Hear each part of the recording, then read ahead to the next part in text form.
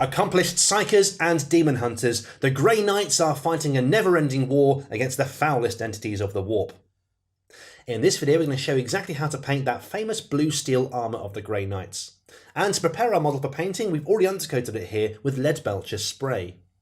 Once that's dry, it's time to start the painting process, and naturally we're starting our base coating with Grey Knight steel. Grab your large base brush for this.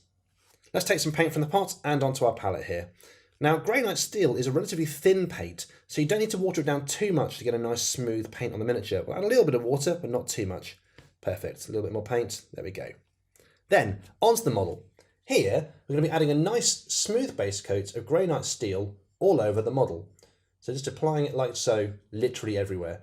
Now at this point, you're probably going to hit parts of the model that aren't going to be Grey Knight steel later on. That's not a problem at all. You can afford to be messy now, as we'll go back later on and paint the rest of the model. You may find as you apply the paint that it's quite thin and you need a couple of coats to get a nice solid colour. That's not a problem at all. Allow the first coat to dry, then let the second coat go on over the top of that. Alright, it's taken a couple of coats to get a nice solid base coat, but the Grey Knight steel is down and ready for the next stage. Alright, up next let's have a look at adding that really cool blue glaze you see on the Studio Grey Knight collection. To do this we're going to add a glaze onto the armour. Now a glaze is a really thin down wash designed to simply add extra colour to the miniature rather than actually shade it. To do this we're going to be using a contrast paint, Talosar Blue, which we're going to thin down with loads of contrast medium. Here's how. First of all, grab yourself your medium shade brush and add one brushful of Talosar Blue onto your palette like so. Only a small brushful, just like that. Then thoroughly wash off your brush to make sure there's no Talosar Blue left on that brush whatsoever. Use a bit of tissue paper here just to make sure it's nice and clean. Then we're going to start thinning it with contrast medium.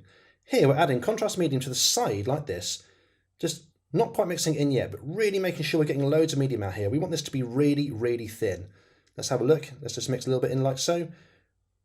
Perfect. That's what we're looking for. Seriously thin down Talosar Blue like this. This is what's going to form our glaze. Now we're going to load our brush up like this and onto the miniature. Here we're adding the glaze onto the armour panels like so. We're adding it towards the bottom of the armour like this, all over the miniature, towards the bottom of each of the armour panels. Now you'll notice as this goes on, it's really subtle. That's what we're after.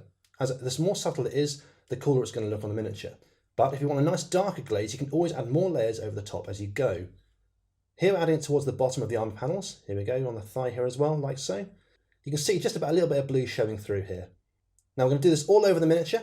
We're going to add a second coat if we want it, and once that's done, it's time for the next stage. So there we go, we've added a couple of layers of this blue glaze all over the armour, and you can see this really cool subtle tint effect. Alright, up next, let's shade the recesses of that armour. Now, first of all, we're going to start off by using Talosar Blue again, but this time we're not going to thin it with any contrast medium. Once that shade's applied, we're going to go to Ultramarine Blue contrast paint. This time we will thin that with a touch of contrast medium.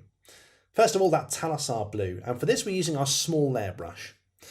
Now here we go, let's take some paint from the pot and onto our palette here. We're not going to thin this down, we're just making sure we've got a nice small point on the brush. Bingo, perfect. Then onto the miniature. Here, we're just very carefully adding it into the recesses of the armour of the Grey Knight, like so. So just bringing it round like so, just those recesses where the armour panels meet, like so. Do this all over the miniature. Be as careful as you can. Try not to hit any areas where you put the blue glaze on before, as it'll take a little while to go and correct it. So just be as neat as you possibly can and take your time.